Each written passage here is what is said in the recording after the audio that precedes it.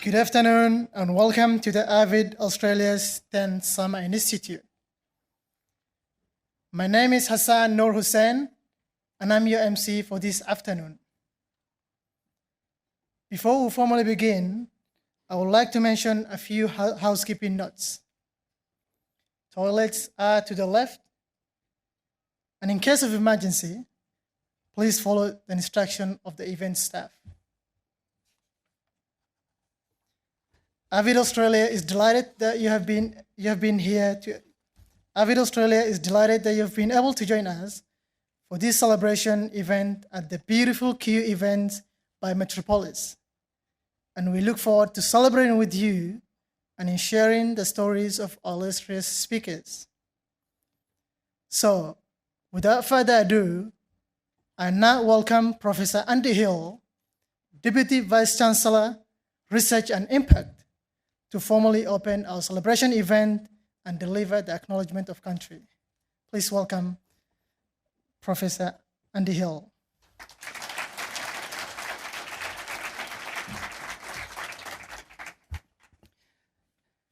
Thank you. Good evening. My name is Andy Hill. I'm Victoria University's Deputy Vice-Chancellor of Research and Impact. And it's a pleasure to welcome you to the Summer Institute celebration event, which celebrates AVID Australia's 10th year of its Summer Institute, and also the impact of AVID at VU across Australian schools.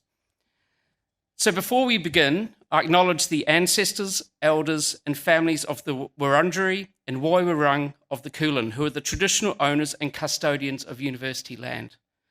As we share our own knowledge practices within the university, may we pay respect to the deep knowledge embedded within the Aboriginal community and their ownership of country. I'd also like to thank you to Professor Andrew Smallridge, where's Andrew, the Dean of the First Year College at VU, and also the AVID Australia team for inviting me to welcome you to this very special event. And it's great to see everyone here in person after such a long time. Also, a very warm welcome to Dr. Claire Brown, Director of the Teaching Excellence Division of the Victorian Academy of Teaching and Leadership, but who many in this room will know has been the AVID National Director until recently departing from that role earlier this year. And I'd also wish to acknowledge the representatives from the Helen Macpherson Smith Trust, the Myer Foundation, and the Hellenic Museum, who are also in attendance this evening. So a little bit about this event. So AVID at VU's Summer Institute is a 3-day high-engagement, immersion-style professional learning event. And the event sees AVID educators from across Australia come together to experience, contextualise and adapt high-engagement teaching practices to take back to their classrooms. And over these 3 days, participants will have the chance to learn from Australian, US expert teachers, and also one another in a really joyful celebration of professional learning at its best. So 2022 marks 10 years of AVID at VU Summer Institute. So I think we should celebrate that with some applause.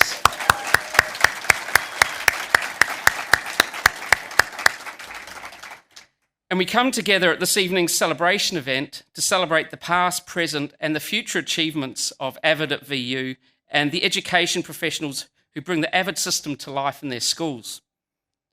Part of this celebration includes the chance to present 2 research reports undertaken in AVID schools, as well as formally launch the Summer Gap Project.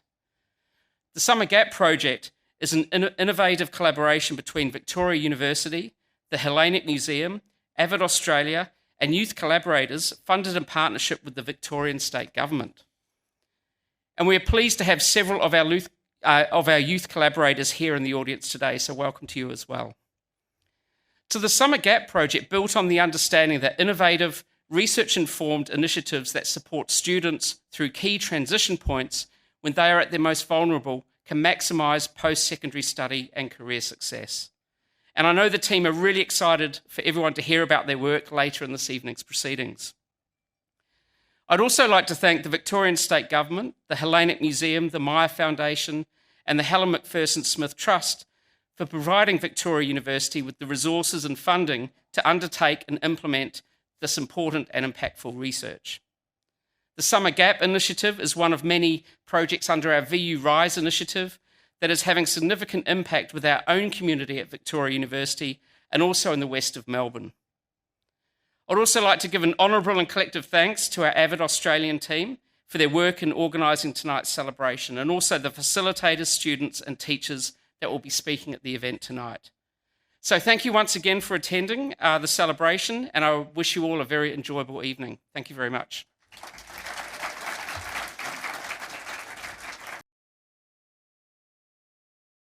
It is now my great pleasure to introduce Dakota Squire, a Year 9 student at Loganlea State High School in Queensland. Dakota is an AVID student at Loganlea and has been a part of the AVID team at school since Year 7. She's interested in music, dance, hospitality, psychology, and ancient history, particularly Greek mythology, archaeology, and Roman Republic. Dakota is an active member of her school community, having participated in dance steadfords, AVID events, and Victorian University school engagement activities.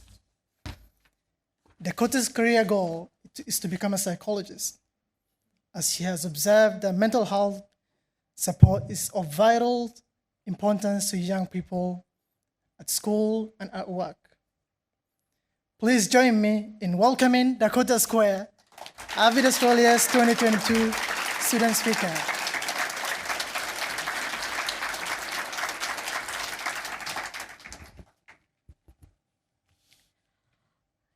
Carry out a random act of kindness, with no expectation of reward, safe in the knowledge that one day someone might do the same for you. These words were spoken by Princess Diana, a brave person who was not afraid to stand up for what she thought was right, no matter what anyone else thought.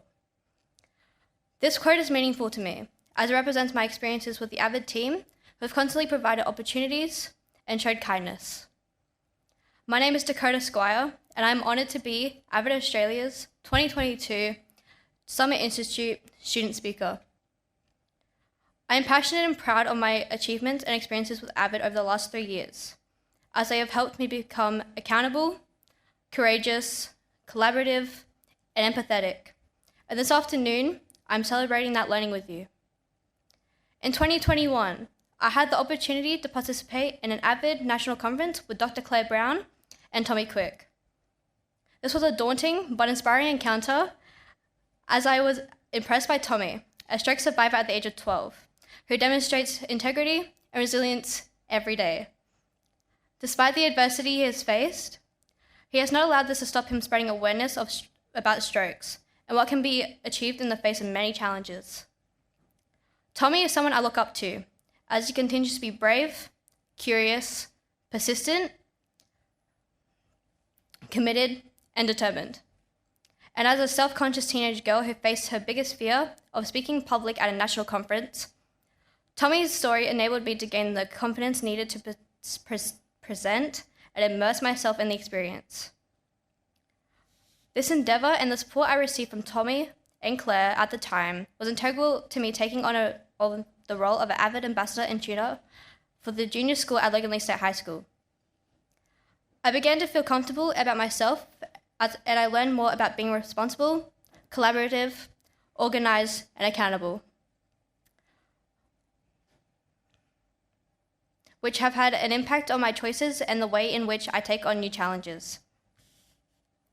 Now, each Tuesday afternoon, alongside pre-service teachers, the classroom teacher, and the head of teaching and learning, I act as a tutor for the Year 7 to 9 AVID elective students, helping them problem solve through their academic difficulties. This leadership role is preparing me for what I intend to pursue as a career, namely psychology, as it allows me to connect and communicate with others through collaboration and understanding, whilst guiding them to a greater knowledge about their point of confusions with their studies. In understanding people's issues and problems, I can lead them onto the right track and improve their situation through questioning. In August this year, I had the opportunity to be a part of the AVID VU Melbourne trip. This excursion surfaced some new interests, confirmed my choice of pursuing psychology later in life, and helped me grow up some more, as I had to make decisions without relying on others. I no longer hide in my shell. I had become more comfortable in my own skin, And like Lady Diana Spencer, I'm confident enough to follow what I believe is right, rather than following what the crowd thinks I should. After the AVID VU trip, I also realised how I should approach my studies in order to prepare for university, and I more clearly understand how my AVID experiences will be a benefit in the future. The tour of Victoria University showed me that university is an option that I can attain, and that I am able to achieve my dreams and goals if I believe in myself. My AVID experiences have been celebrations of learning, celebrations of my teachers, and celebrations of my school and the AVID community. They've inspired in me a confidence that has enabled me to collaborate authentically with others and be an active member of my school community. They have also enabled me to engage further with my studies as I think more deeply about issues I have within my classes and outside of school. I can't thank AVID and Dr. Claire Brown enough for helping me emerge from the anxious young girl of Year 7 to the Year 9 2022 student speaker who stands before you now, a once-in-a-lifetime opportunity. So it's true. Dreams can be achieved when you put your mind to them and are prepared to work for them. And now to conclude, I would like to leave you with the inspirational words of Martin Luther King that I often reflect on. If you can't fly, then run. If you can't run, then walk. If you can't walk, then crawl. But whatever you do, you have to keep moving forward. Thank you.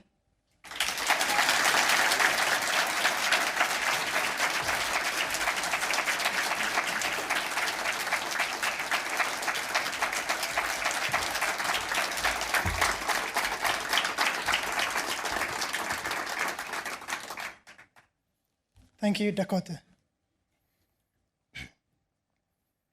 I'm delighted to introduce AVID Australia's speaker for 2022, a man who has been an inspirational role model and a mentor to me and to many others.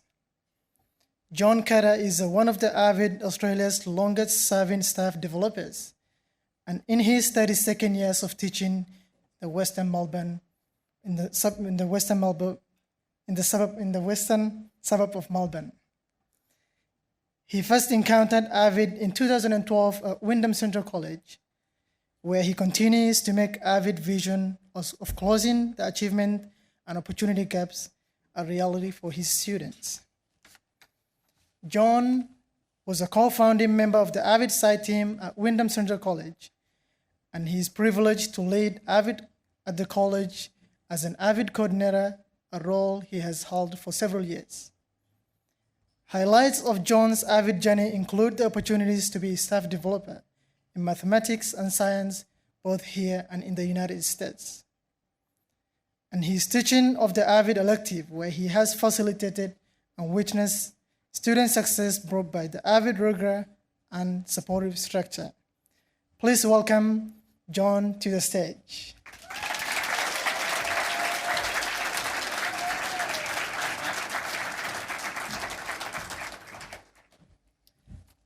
Wow, I was starting to get a little bit emotional then just listening to Hassan.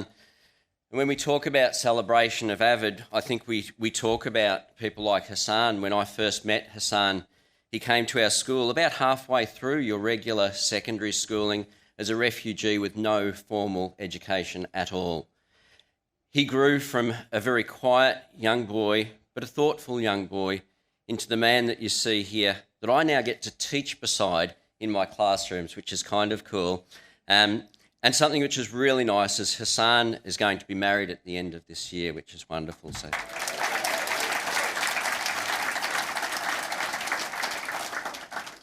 you know, with all that's going on in the media at the moment, with the state of the world coming out of the pandemic, with the shortage of teachers, there's so much in the media about that. But then I listen to someone like Dakota who comes up here and it's like, it's okay. The world's in good hands. We're fine. It's actually fine. And in the CSG group that I presented at with Betsy, my colleague from America, just then, the integrity of the staff in there, of how much they really wanted to get into that after a pretty long day, because we were just in the last session then, was absolutely amazing. So I know that we are in really, really good hands. So when they asked me to speak here, I was kind of a bit like, I don't think anyone actually would want to listen to me, but So you have to anyway, and I apologise. So I'd just like to tell a little bit of a story, and I'd like to get some feedback from everyone in here, and it's about pets and ownership of cats and dogs and so forth. So I'd like to just use a fist to 5. So it's a system that we use in the classroom where if you haven't had any pets, cats, dogs, birds, anything like that, you would just give me a fist and it would be a 0. Now, we're going to max out at 5, so if you have had like 10 pets in your time, it can still just be a 5 and any number in between. So I'd just like to get a bit of an idea on the pet ownership and part pet ownership across this group. So I'll just ask you to do that now.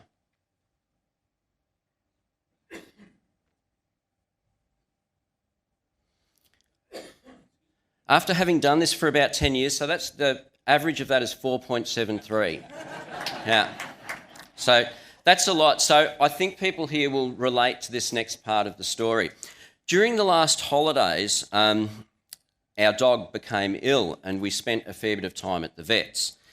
And when we were sitting at the vets with my wife, who's just here, a fellow staff developer, thank you, Dal, for the journey that we've been on, we were sitting at the vets with a dog that was quite ill, and the vet came out and grabbed us and we went inside, and she spent 10 minutes asking about Benny and what was wrong and what was happening and all of that. And I'm thinking, yep, great. Made a plan for how we were going to treat Benny and so forth. We were back the next day and the next day, and many thousands of dollars later as well, which anyone who's been to the vet will know. And whilst we were sitting there, I was equating that, and I'm thinking, gee, as a vet, you've got to know about the cats, the dogs, the birds, the penguins that were brought in while we were sitting there. And I thought, but as teachers, we really do some pretty great stuff as well. Imagine if that vet had 24 dogs brought in all at once, all into their room, and they didn't get that 10 minutes of time at the start to find out what the history of each one of those dogs was. They would never consider operating like that. Now, I have the greatest respect for vets, and our vet was wonderful and compassionate and fantastic. But I think as teachers, we sometimes underestimate what it is we're able to do. So when we talk about celebrating 10 years of AVID, we're celebrating the teachers of AVID. So congratulations to all of you.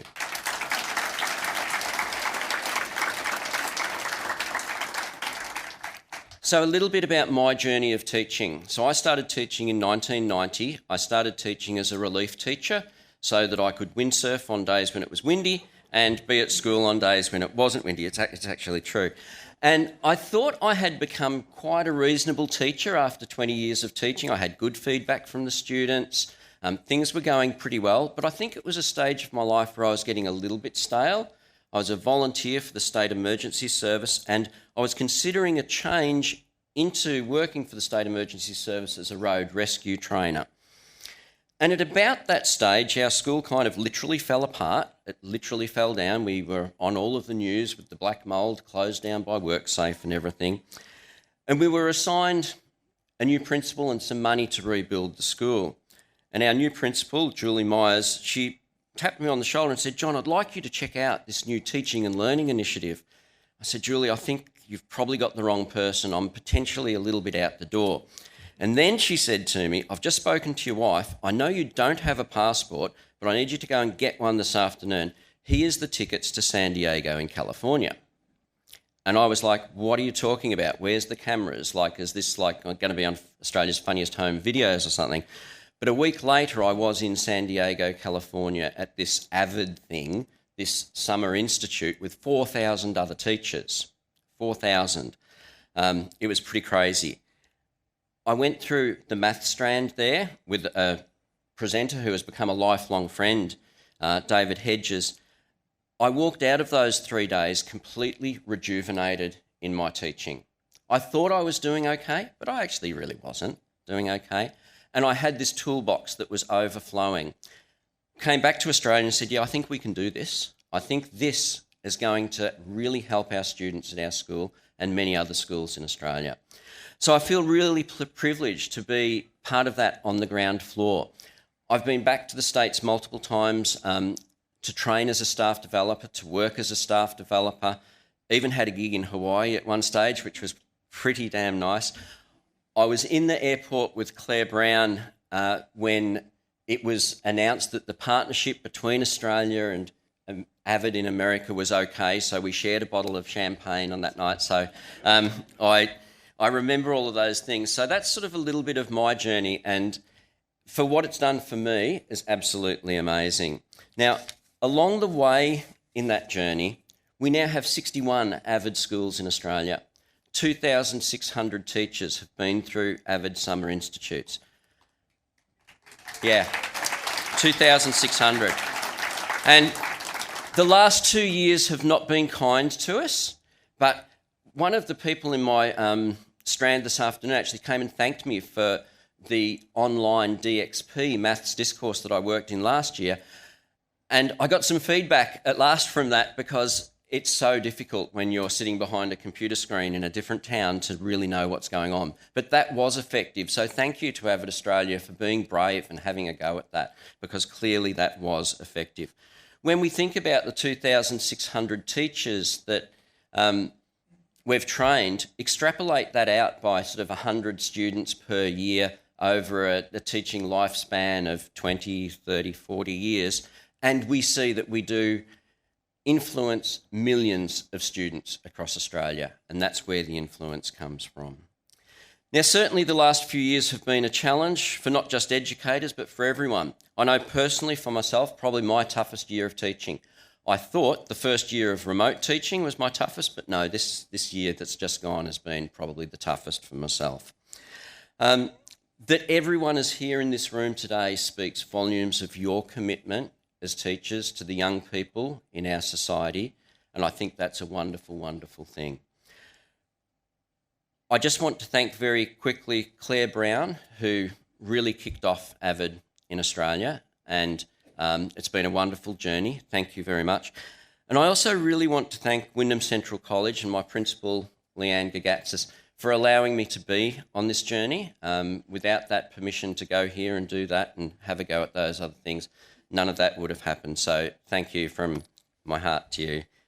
So thank you very much, everyone. Thank you.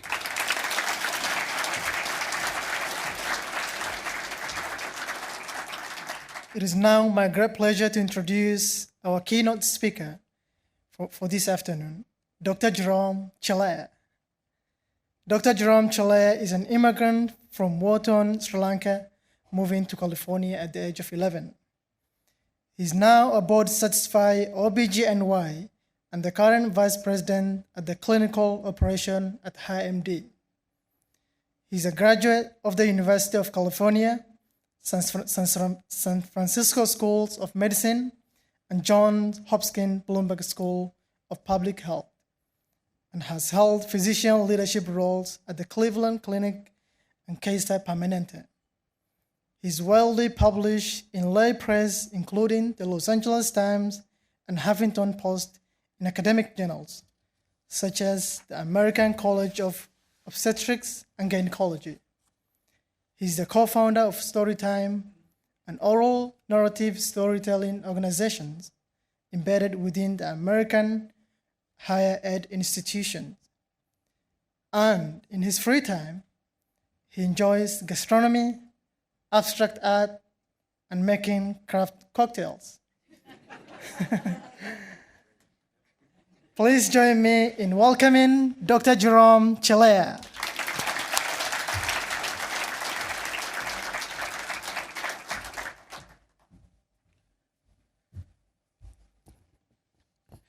I am delighted to be here.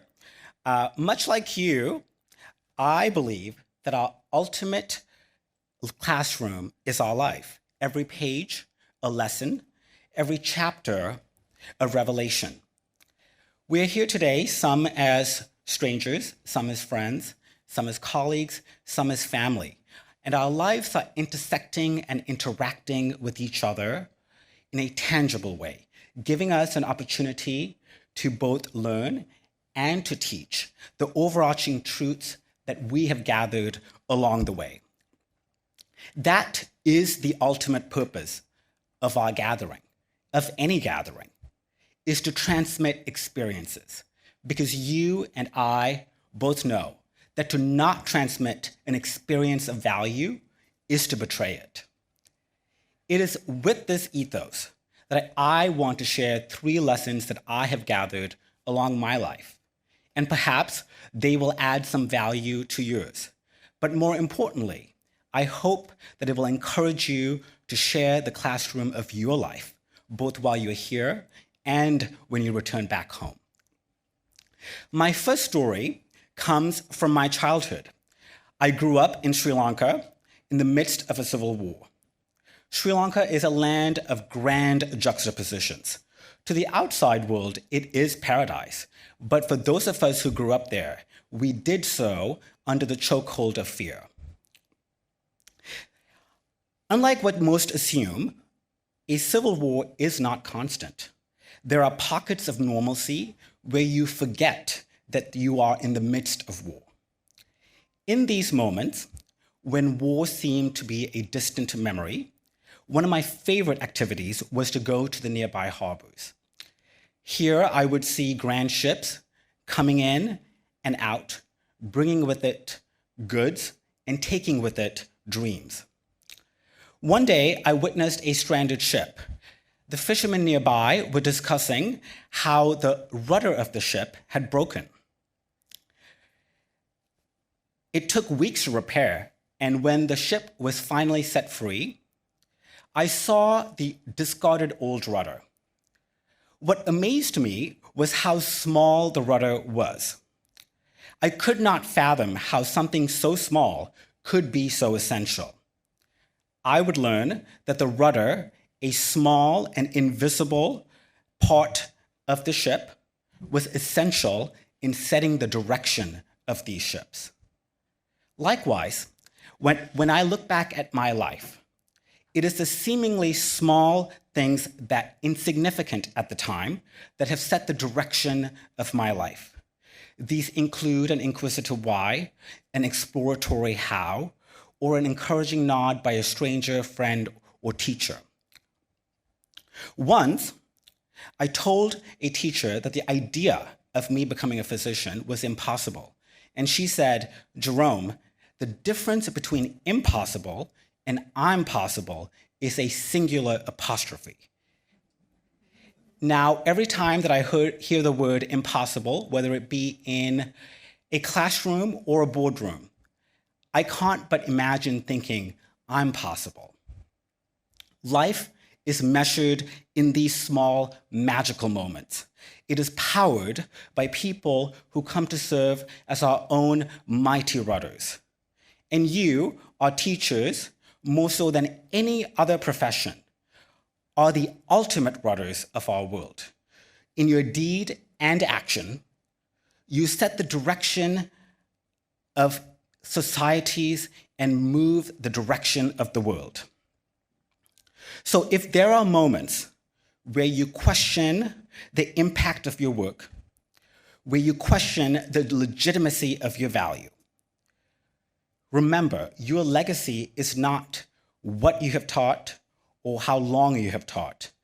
Your legacy is every single student who has been changed because of small moments of impact that redirected their lives. You are the essential rudders of our society. My second story comes from my adolescence. I moved to America at the age of 11, bruised, bashed, and concussed by a civil war. Walking into my first day of school, I felt the foreignness of America, or more precisely, my foreignness to America. In my first American classroom, there was a bowl of apples on the teacher's desk and a Henry David Thoreau quote that was plastered onto the chalkboard. It read, "It's not what you look at that matters, it's what you see."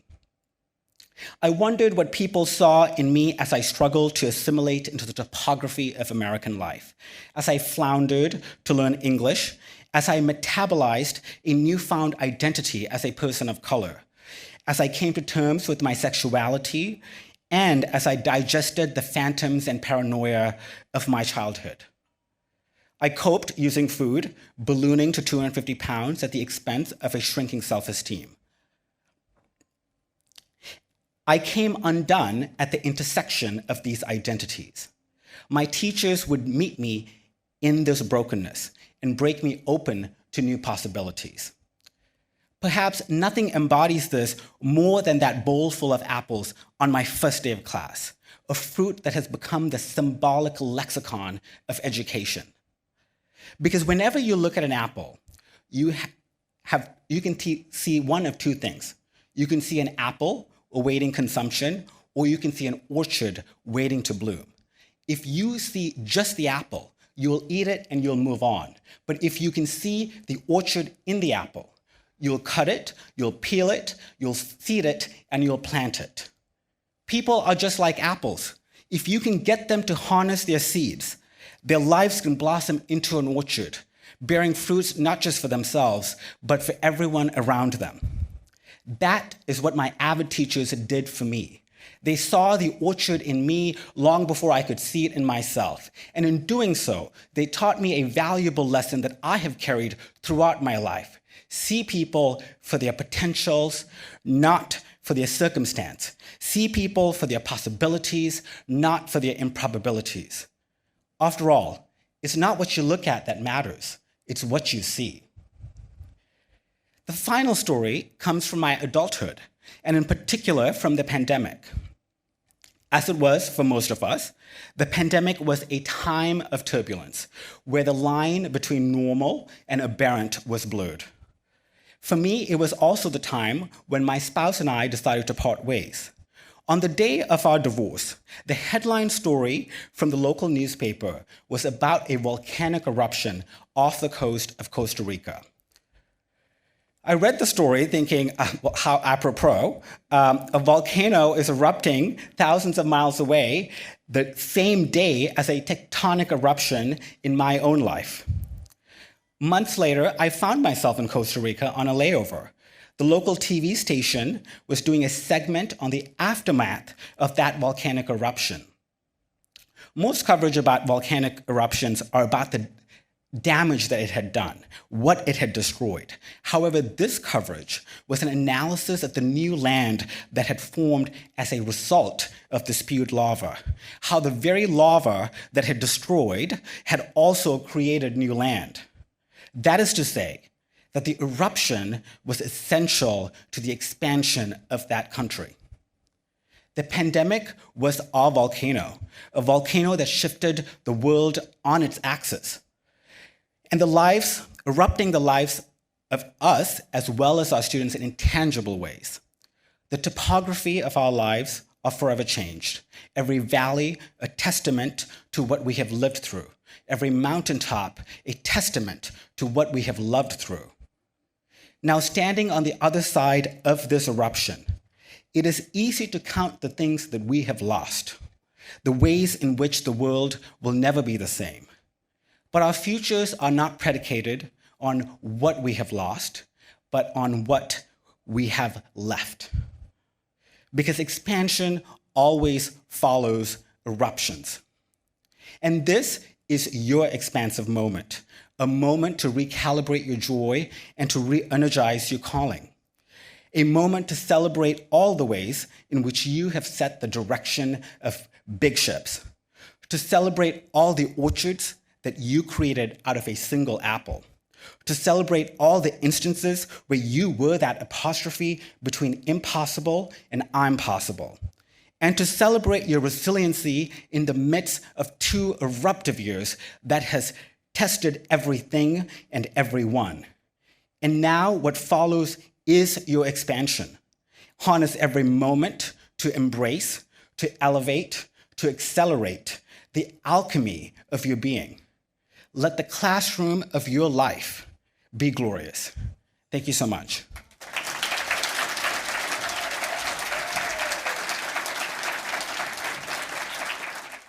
Thank you, Dr. Chelliah, and thank you for also sharing your amazing journey with us.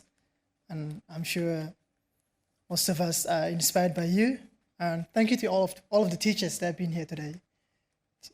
And you're here to learn, so you can go back to school and make a difference in the students like Dr. Jerome. Thank you.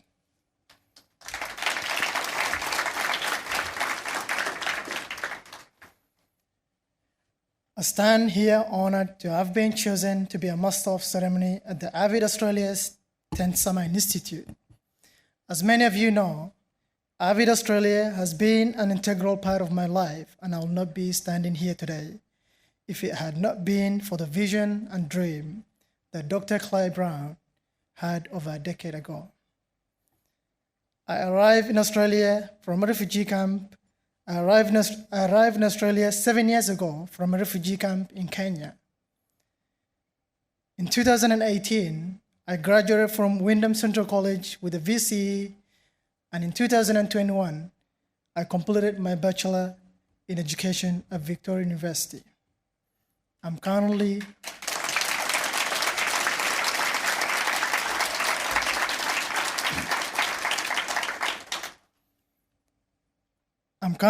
studying a Master's of Education. I was fortunate enough to have achieved all these in such a short period of time since migrating to Australia. Due to the impact of AVID upon my learning, and class believes that every student has the ability to succeed regardless of their circumstances.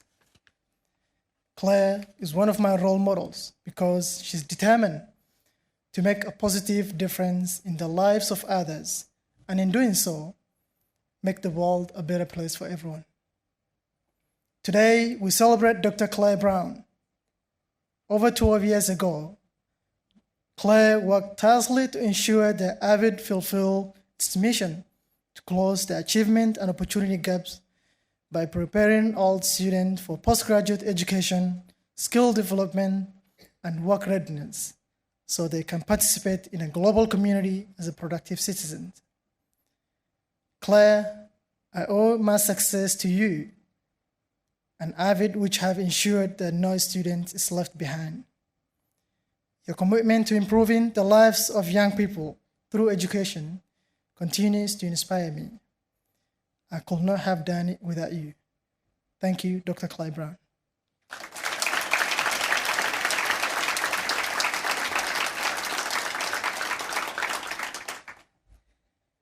I now welcome Dr. Bill Eckersley to the stage, a man who began the AVID journey with Claire 12 years ago. Please welcome Bill. Good afternoon, and as Hussein just said, my name is Bill Eckersley, and I'm very honoured and privileged to have this opportunity to share some of my experiences and learnings with my friend and colleague, Dr. Chelliah Brown. I think I'm going to be sharing a few stories that are similar to what John was just sharing before about the journey, the AVID journey, and it has been a remarkable experience that I've experienced over many years, number of years, and I'm sure there's many of you who could tell similar tales. The AVID journey, AVID, Advancement via Individual Determination. I know George Pappas is here, our past Chancellor, and he did a magnificent presentation just prior to the COVID starting, and he talked about WICA, and he was able to rattle off writing, inquiry, collaboration, reading, and organisation. I've got them wrong. George did it in one go. But look, it's just been a remarkable experience. So in 2009, I was invited to a meeting with Claire, the Vice-Chancellor at the time, and a number of other senior VU colleagues to talk about this crazy thing called AVID over in the US. We had seen some information on the web about AVID, and there was some discussion about, is it something that we should consider here in Australia? So remarkably, Claire and I were asked to jump on an aeroplane, like John, and fly over to Texas and attend the Summer Institute in 2009. So off we went. This was such an exciting experience. And we flew into Dallas Airport and caught a taxi, I think it was, to a smaller town, relatively, called Grapevine, where we were accommodated at a hotel called the Great Wolf Lodge. Now, people talk about often about things in Texas are bigger. There's nothing bigger than in Texas, and this was so true because when we walked into the lobby of the Great Wolf Lodge, it had these tall ceilings, accommodation up one end, and to the other end was this gigantic water park and water slide that you could see through the windows. At that stage, I didn't think we were going to have time to go to the Summer Institute. It seemed to be just an exciting opportunity. However, we decided that was important. The other exciting thing about the Wolf Lodge, the Great Wolf Lodge, was at the top of the hour, the wolves would start howling. I don't think they howled, because it was 1 o'clock or 2 o'clock, but they started howling. But it certainly made me sure that every night while we're there, I locked the door. So, we had the opportunity, I think, that the following day to go to the conference centre, which was over the road, and it was remarkable.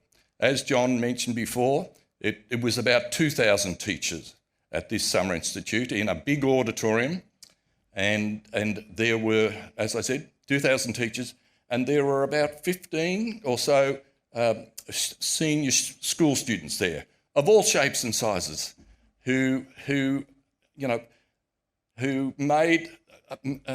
provided a sense of what AVID does for the learning and teaching that in their own respective schools.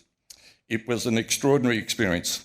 Also, Mary Catherine Swanson was there and a number of other senior AVID colleagues. It was, one of those opportunities to see what AVID was doing in the States. So we came back to VU here in Melbourne, and we provided a bit of a report. And early in the following year, Claire and some other colleagues got together to write, well, I think Claire almost did it single-handedly, an application for a grant, and it was a HEP grant, which is the Higher Education Participatory Partnerships in Education grant. It was successful. It was successful, and it provided us with sufficient money to trial AVID with a number of schools. I think we did call them guinea pigs for a while, but that was not appropriate. So we just called them participants. But it was remarkable. Claire was able to get $1.4 million for this research, which covered my salary for most of the occasion. It was just a remarkable effort. So I know there are some of you here tonight, or this afternoon, who have had the opportunity to be in those schools. And as John mentioned, 60 to 70 schools since then have embraced AVID and have provided an opportunity for so many other students. Again, as John said, so many students have had the opportunity based on the experiences of teachers like yourselves here tonight to be able to learn and grow. And just listening to Dakota and her speech this afternoon, it just demonstrates both Dakota and Hassan a couple of years ago, how they developed that confidence to be able to share their experiences and make us, as teachers, all very proud, as well as our parents, the parents of them, etc. So I think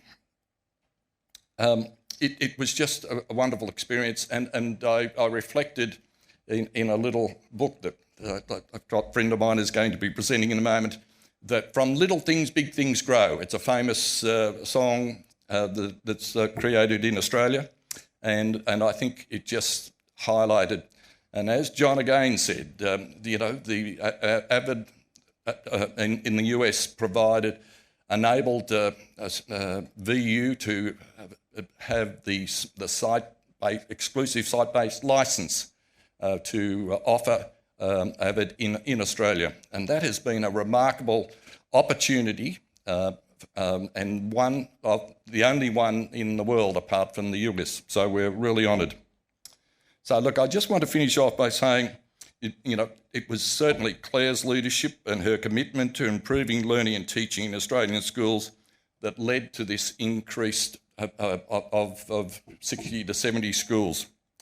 Now, one of those schools was Tuggerah Lakes Secondary School, and in particular, Tumbyumby. Now, this is one of my favourite school names. I know there's lots of fancy names around, but this was one of my favourite. And the principal of that school for almost 20 years was Shayne Player. And so it's with great pleasure that I wish to introduce Shayne. Shayne has worked at that school, has recently retired, but she has been a stalwart of that school and AVID in particular. So can I ask you to join me in welcoming Shayne Player? Thank you, Bill, and thank you everybody for being here this afternoon and recognising the amazing work that happens through AVID Australia, and in particular the person I'm going to speak about this afternoon. Claire, I'm really honoured to have this opportunity to celebrate your tremendous impact on education in our schools for our current generations and our future generations. But I'm a little bit worried about all this travel that's happened, because when I travelled with you, you took me to a place on the Mexican-US border where the sign in the school playground gave us warnings about rattlesnakes. Now, I didn't quite know what to do about that, but it was an experience and a half. If we're to recognise Claire this afternoon, we really have to go back to the true AVID spirit. So we have to begin with an essential question. How do you encapsulate somebody such as Claire Brown in a very short period of time? And I do believe Bill gave me a time limit. Bad luck, Bill.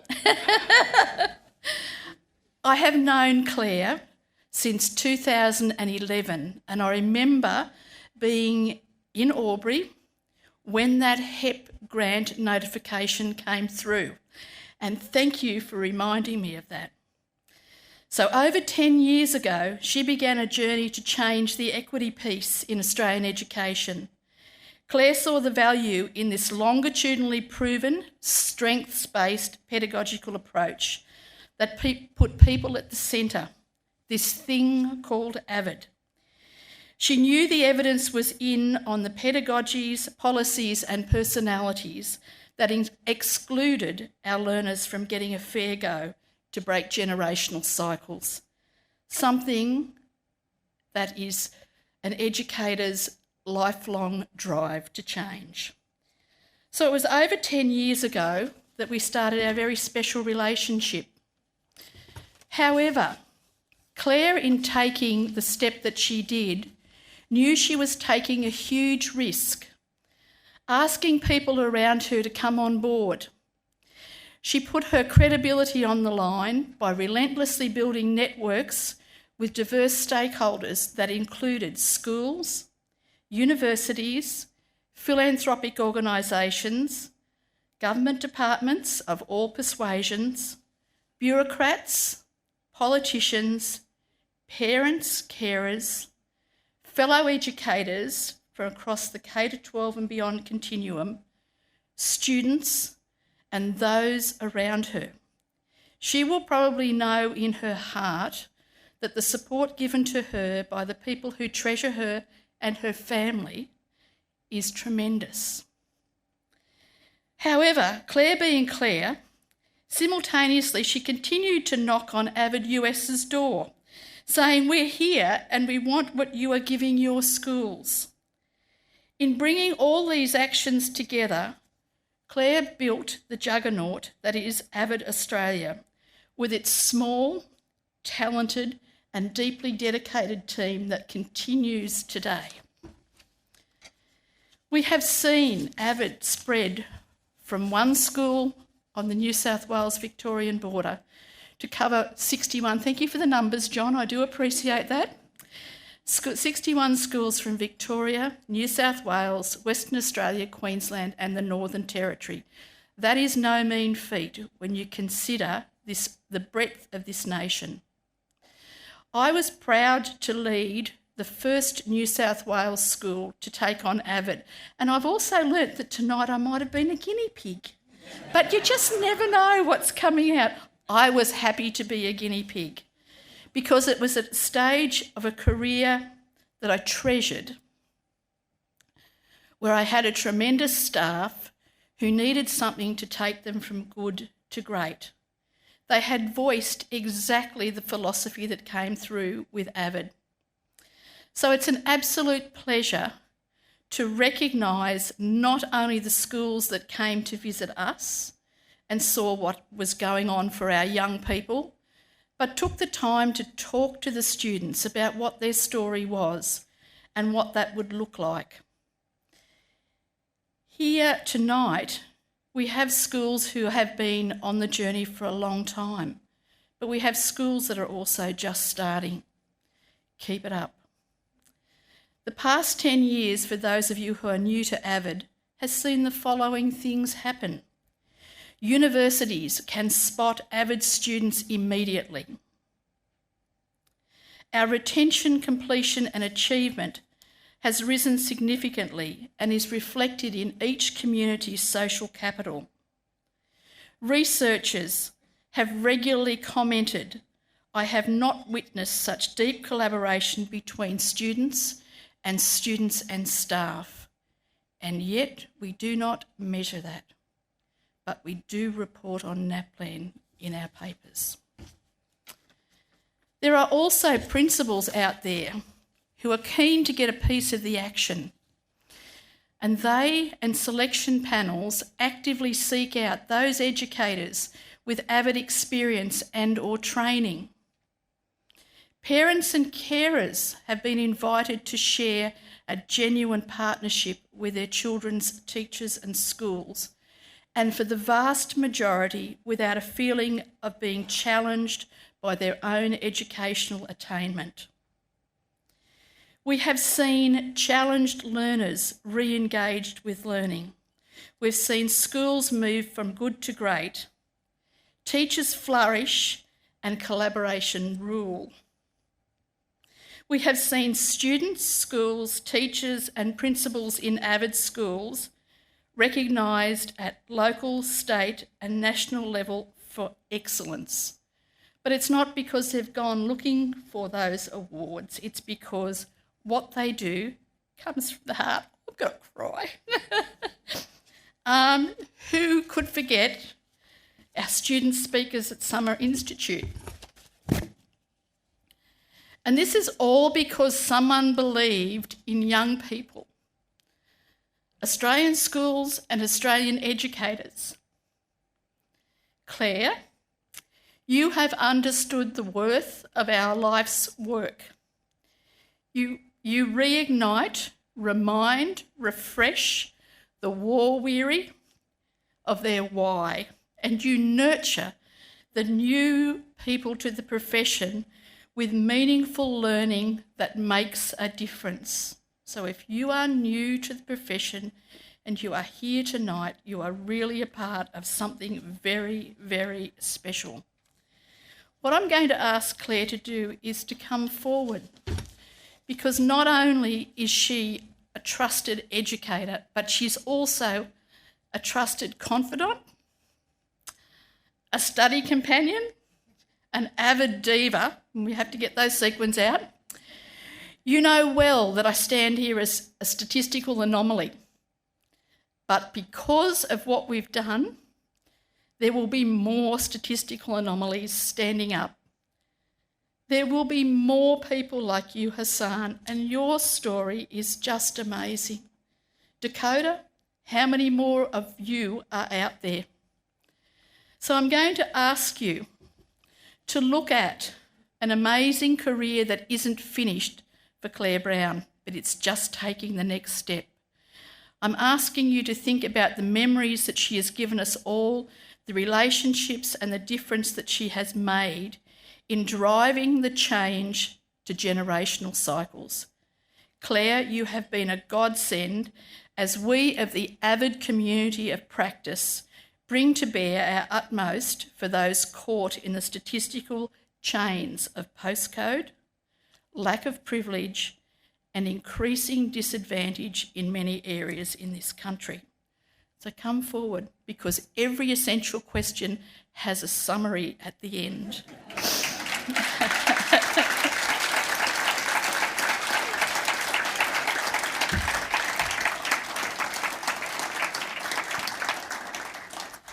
So in summary, Dr. Claire Brown, don't you love that, Doctor? That's fantastic. That's hard-earned.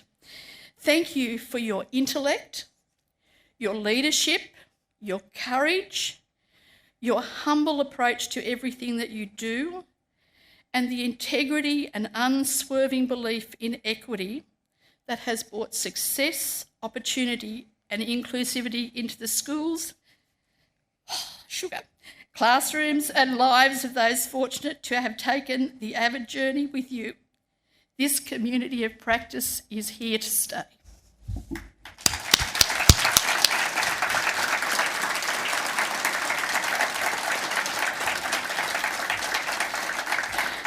And if you tell my husband I was a bit of a sook. No. Here I'm about to present Claire with the thank yous that we put on the Kobo board. Thank you for teaching me a new piece of software, Amy. But in here are heartfelt messages from people all over Australia, and it tells you how special you are to us for all the right reasons. Thank you. Thank you so much.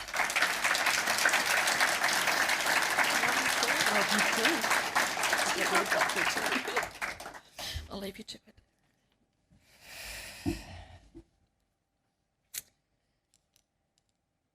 Ms. Shayne Player was the 2012 Principal of the Year. You can see why. Australian Principal of the Year. You remain an inspiration to me, and I couldn't have done any of this without you.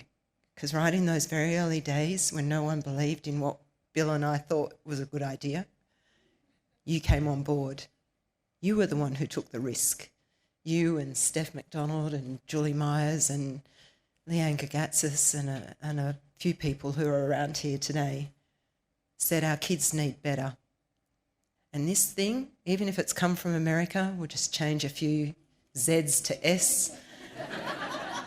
Okay, if you're going to be offended by some of the spelling, we can fix that. But at the heart of this is a whole lot of teaching strategies that we can translate into Australian that will make a difference for kids regardless of their postcode or their circumstances. And then we were very lucky when George Pappas met Mary Catherine, and there was some magic in the air that night, George, because I'd been banging on your door for a while about AVID, and I hadn't got much traction, but Mary Catherine was the magic. And he came to me after and said, you need to tell me more about this AVID thing. And that was when our friendship and our mutual love for education and giving opportunities to every child was forged. There are so many people here that I call friend and inspiration and colleague and confidant, and I can't name you all because I don't have enough time to do that. But Hassan, you are my inspiration. Jerome, Dakota, you are the reason I stand here, you and the magical teachers around you, because together we make this world better. I do want to say that one of the great things about AVID is learning a whole lot of American things. Some of them are really weird, and a couple of the staff developers just brought me some instant potato for my daughter, all the way from America. It's a very special thing. And I should acknowledge my two children, Hannah and Chris, who can't be here tonight. Chris is teaching his Year 6 class, and Hannah's off on a well-deserved holiday. But right from the beginning, those two children, as they were at the time, primary school children, allowed me to do the work I needed to do for AVID to thrive. They stuffed conference satchels. They ferried stuff around to rooms. They reflected later that other people seemed to get paid. Budget was small. But they've been on this journey and I couldn't have done it without them. Vince Lombardi is a great NFL coach, and he said, unless you try to do something beyond what you have already mastered, you will never grow. In other words, get out of your comfort zone. Every job is a self-portrait of the person who did it. Autograph your work with excellence. And that is something that AVID has always held high, that we must do the very best we can for every child in front of us. For I've never met a child who doesn't deserve the very best teaching and learning experience, regardless of their postcode or their circumstances. As you can imagine, leaving AVID was one of the hardest decisions I have ever had to make. This has been the job of my dreams. But I have always known this role was mine to incubate and evolve, but not mine to keep. At the right time, I needed to hand this over to someone who could take it and evolve it further for the thousands of children and teachers to follow. The privilege of starting AVID in Australia is unforgettable, and I was very fortunate to be mentored by Mary Catherine, and she's quite a force to reckon with. Even a cyclone could not get her down. We flew Mary Catherine in 18 or 18, and she and her husband were celebrating 50 years of marriage. So they went to an island in Queensland, Hamilton Island, just as Cyclone Debbie decided she'd visit Hamilton Island too. Mary Catherine spent 3 days bunkered down with 2 apples. But she is resilient. She is exactly what AVID stands for. It's her creation. We beamed her in on an iPhone to talk to a whole lot of children, which is what she had come here to do. And because she couldn't come to us, she figured out how to use the iPhone. That was also a challenge for her at the time. She did her makeup and her hair as the howling gale was behind her, and then proceeded to speak to young people and hear about their dreams and inspiration. She didn't miss a beat. AVID has been a role that I've loved, even on the crunchy days, and crunchy is a special word that staff developers use when we have someone who doesn't quite yet believe that they're doing the right thing by their kids. By day 3, we usually get most of them. But I am so deeply and forever grateful to all of you in this room, because you are the true inspiration, every teacher who does this job every day for every child in front of you. From you all, I have learned why education is critical to sustaining healthy, prosperous, high-functioning communities.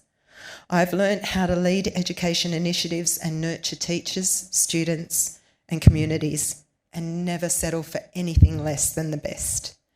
I have learned to fiercely defend our profession with cogent arguments, a bit of passion, and evidence to politicians, philanthropists, chancellors, executives, deputy vice-chancellors, teachers, leaders, politicians, parents, students, whoever would listen. I've learnt how to explain why teaching is rocket science. Every day, for every face in front of you, to get that right, to get that child learning, that is rocket science. But I'm going to not do that speech tonight. I understand clearly that the privilege of serving in education and modelling what it means to be a lifelong learner is something that we in this room all share. I do hold to my dream that one day we will see an AVID-trained president of the USA and a Prime Minister of Australia, and they're collaborating in a Socratic seminar to make the world a better place, taking Cornell notes as they go. I encourage you all to autograph your work in education with an unwavering standard for excellence that I've continued to learn and practice alongside all of you. I wish you continued success for AVID.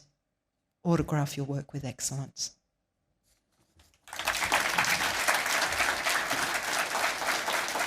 So Victoria University recently launched its new research and impact plan for 2023 to 2028. And this is a strategic milestone towards becoming a global leader in dual sector learning and research by 2028. Our research plan embraces what makes the university's researchers unique through the concept of what we call the VU, real-world researcher. And this captures the attributes vital to the research with impact approach. Our researchers are authentically connected, creative, adaptable, passionate and ethical. I think those values are exhumed by everyone here today from the presentations we've heard today. Researchers with these qualities are critical in bringing our plan to life. So it's a real privilege tonight to present some recent research achieved through key partnerships and to talk to the real-world impacts of this work. So the first project was responding to concerns about engagement and success in mathematics amongst primary school students. And it's called the AVID Maya Mathematics Trial. And it was commissioned by the Sydney Maya Fund and the Maya Foundation. It was based on the following theory of change. Oh, I'm a scientist, so I love theories and hypotheses. So here we go. So the following theory was that if we increase confidence, competence, engagement, and the self-efficacy of primary school teachers in teaching mathematics by providing ongoing professional learning and by the coaching of content knowledge and pedagogical content knowledge, then students will engage and succeed in mathematics. I wish I had that when I was at school. So the project saw 6 Australian primary schools and 1 secondary school from Western Australia, New South Wales and Victoria participate over a 2.5-year period. And all tables have further information on the great findings from this work. So it's in this document that you've all got in front of you. So tonight, though, I'd like to draw our attention to one of the real-world applications and the importance of effective coaching that is multi-layered, distributed, and based on relationships of trust. And we're reminded of the impact of high-quality, continuous professional learning, such as that offered through the AVID system, which supports the brilliant work of educators like those in the room today. Another report I'd like to acknowledge, again, this is on the tables in front of you, was supported by the Helen McPherson Smith Trust. Again, on every table, that you'll find the information on the wonderful work achieved through this partnership that saw 4 regional schools in Victoria implementing the AVID system with the aim of improving culture, leadership, learning and teaching, and student outcomes. And so finally, it's my pleasure to formally launch the Summer Gap Project. The Summer Gap Project was an innovative collaboration between Victoria University, the Hellenic Museum, AVID Australia, and youth collaborators, which was funded in partnership with the Victorian State Government. It was built on the understanding that innovative research-informed initiatives are needed to support students through key transition points when they're at their most vulnerable. And with this support, young people can maximise post-secondary study and career success. The project responded to the need to activate youth and adults as change makers to address complex social issues in education through Youth Participatory Action Research, or YPAR. However, I'm going to let our Summer Gap project team explain this to you in their own words through a short video. Summer Gap is an amazing initiative, and we're really proud that it's being funded by the state government at a time when universities were hit quite hard by COVID. The research that's being conducted is called Youth Participatory Action Research, and that positions young people as co-researchers in this model whose life experiences, opinions, and knowledge can be seen as very much almost equivalent to the academic expertise that's brought in by academics and researchers. The beginning of the program started at the Hellenic Museum. We've got a garden, so we all sat out there in a kind of neutral space to develop the collaborative feeling of the co-design project, and to also position the staff collaborators as collaborators rather than anything else. So it was a kind of neutral, it's not an education facility as such, so that made a difference, but also we were able to draw on the collections that we have and reflect on them in a workshop environment. I really like the co-design method. I think it's important because, especially when looking at making something for a specific person, so if you're making something for young people need to be involved in the process. They're the ones using it, so why not involve them in the process? I think it's really exciting how much they care about the youth participation and the way that they want the kids to be involved, or young people to be involved in directing the program. It felt like it was the first kind of space where I felt like I was in control and that my opinion was really valued in a way where they were like, yeah, we want to help you. We want to help you grow, and we don't care if you disagree with us. Please let us know what you think. There is not another program like this out there.